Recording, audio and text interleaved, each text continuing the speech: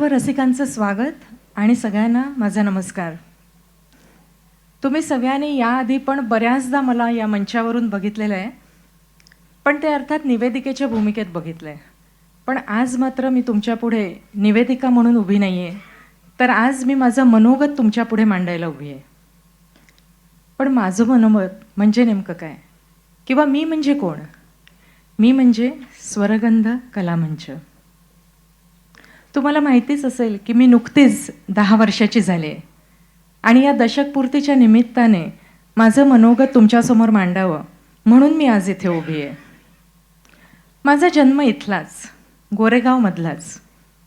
असं म्हणतात की जिथे आपण जन्मतो त्या मातीशी आपली नाळ जोडलेली असते आणि त्या मातीचे गुणधर्म कळत नकळत आपल्या अस्तित्वाचा एक भाग होतात. आणि त्यातून गोरेगाव म्हणजे तर काय, गोरेगाव म्हणजे साहित्यिक आणि सांस्कृतिकदृष्ट्या समृद्ध गाव, कलासक्त, हरहुन्नरी आणि चतुरस्त्र माणसांचं गाव.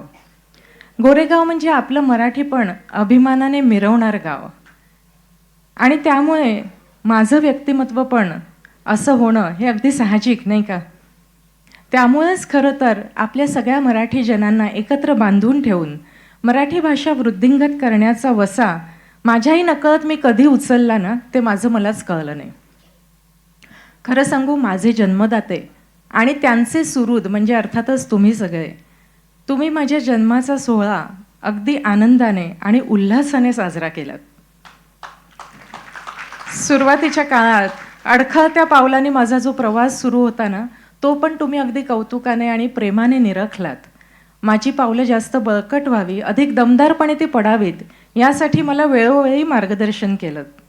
मी जे जे काही करेन ते सकस, सरस आणि दर्जेदारच असायला पाहिजे, याच्याकडे तुम्ही कटाक्ष ठेवलात. आणि त्यामुळेच आज मी इतकी प्रगती करून या ठिकाणी उभी आहे. या माझ्या मंचावरून गोरेगावमधल्या आणि अर्थातच गोरेगाव बाहेरच्या सुद्धा कितीतरी गुणीजनांना आपण रसिकांच्या समोर आणलं. त्यांची मेहनत आणि त्यांची कला यांच्यापुढे मीही नतमस्तक झाले. पण कितीतरी गुणीजन रसिकांसन्मुख येण्याआधीच काळाच्या पडद्याआड गेले. या गोष्टीचं मला अतीव दुःख झालं.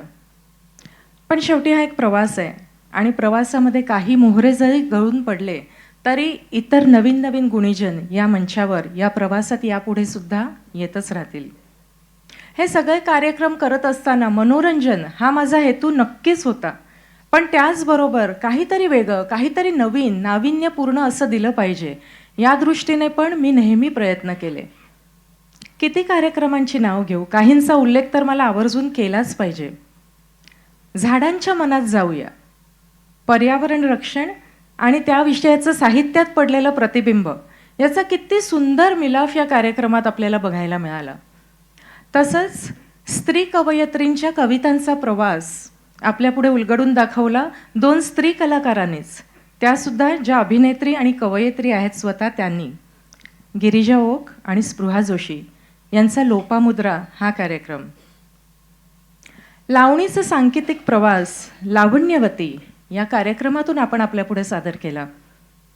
लावणीचा कार्यक्रम आणि नृत्य आणि घुंगरू नाहीत अशी आपण कल्पनाच करू शकत नाही, पण आपल्या कार्यक्रमामध्ये मात्र आपण हा प्रवास उलगडून दाखवला, तो ढोलकीच्या बळावर.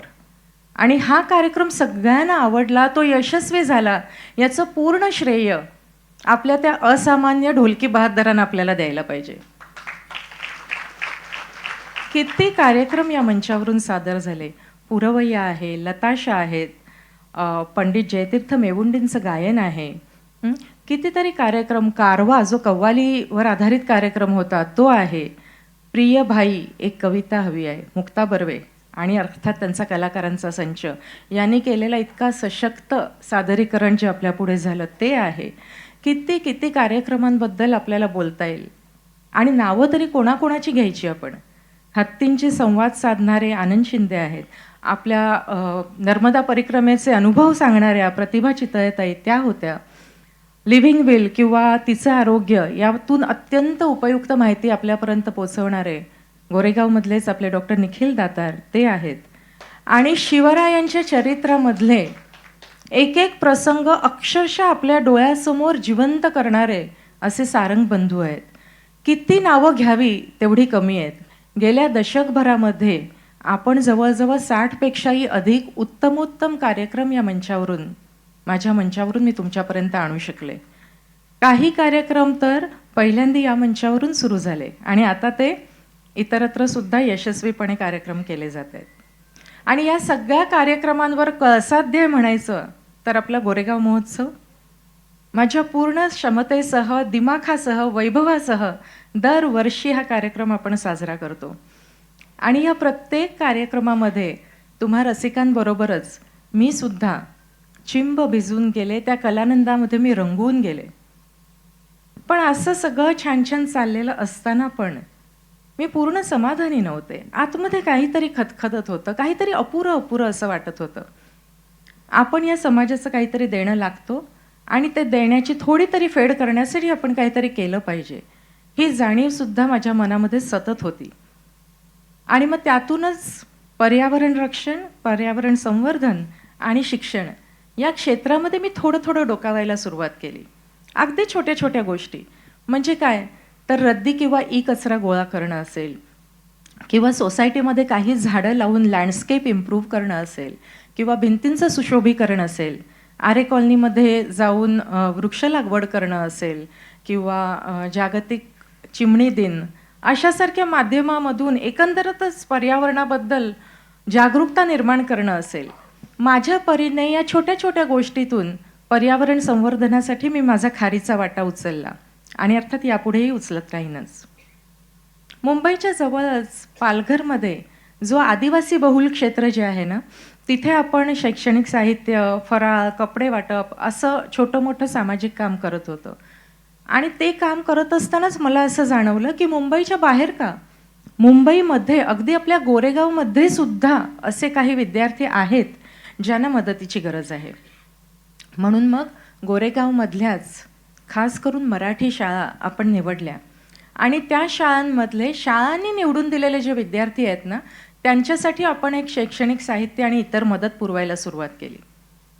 पण कसं आहे ना, याने मदत होते पण सर्वांगीण विकासासाठी फक्त दान पुरेसं नसतं. म्हणून त्यांच्या विकासाला हातभार लावण्यासाठी आपण त्या विद्यार्थ्यांसाठी काही कार्यशाळा घेतल्या, काही वर्कशॉप्स घेतली, ज्याचा त्यांना खूप फायदा झाला. हा पूर्ण उपक्रम नियमितपणे अजूनसुद्धा माझ्या माध्यमातून चालू आहे. माझ्या माध्यमातून तुम्ही सगळ्यांनी जी मदत विद्यार्थ्यांसाठी दिली ती आजतागायत अत्यंत नियमितपणे त्यांच्यापर्यंत पोचते. किंबहुना त्या मदतीचा, तुमच्या मदतीचा विद्यार्थ्यांना फायदा झाला हे थोड्याच वेळात आपल्याला कळणार आहे, कारण एका विद्यार्थिनीला आपण इथे मंचावर बोलवणार सुद्धा आहोत. हे सगळं जे काम होतं ना, या कामाने मला खूप संतुष्टी दिली, मला अपार समाधान वाटलं. पण त्याचबरोबर असं वाटलं की हे सगळं काम फक्त आपल्या पिढीपुरत मर्यादित राहू नये. या कामाबद्दलची किंवा या सगळ्या कलांबद्दलची माहिती किंवा त्याची निदान तोंड ओळख तरी आपल्या पुढच्या पिढीला, आपल्या विद्यार्थ्यांना सुद्धा व्हायला हवी. आणि म्हणून मग कल्पना आली कलारंगाची. कलारंगाच्या माध्यमातून आपण इथल्याच शाळांमधल्या विद्यार्थ्यांसाठी अनेक स्पर्धा आयोजित केल्या, ज्याच्यामध्ये अगदी रांगोळी, पाककलापासून ते निबंध आहे, चित्रकला आहे, वक्तृत्व स्पर्धा आहेत. अशा स्पर्धा आपण नियमितपणे आयोजित करायला लागलो. या स्पर्धांमुळे असं मला वाटतं की पुढच्या स्पर्धात्मक युगात टिकून राहायला जे काही आवश्यक असतं ना, त्या सगळ्याची सुरुवात तरी निदान या स्पर्धांमधून होईल. आणि आपल्या विद्यार्थ्यांमध्ये जी ऊर्जा आहे ना, ती ऊर्जा पण चांगल्या कामाकडे निश्चितपणे वळवली जाईल. आणि म्हणून कलारंगने सुद्धा मला फार समाधान दिलं. पण ऊर्जा म्हटल्यावर एक गोष्ट आठवली, तुम्हाला सगळ्यांनाच मला विचारायचं आहे, आपल्या प्रत्येकाच्या घरामधलं चैतन्य किंवा आपल्या प्रत्येकाच्या घरामधली ऊर्जा कोण? आपल्या सगळ्यांच्या घराघरात असलेली ती म्हणजे आपल्या घराची ऊर्जा.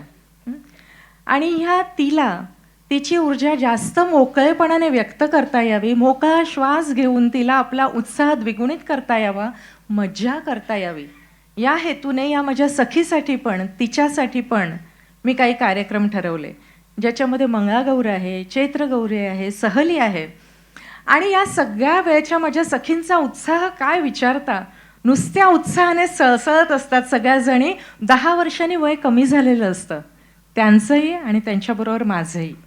मी सुद्धा त्यांच्याबरोबरीने काट टाकते.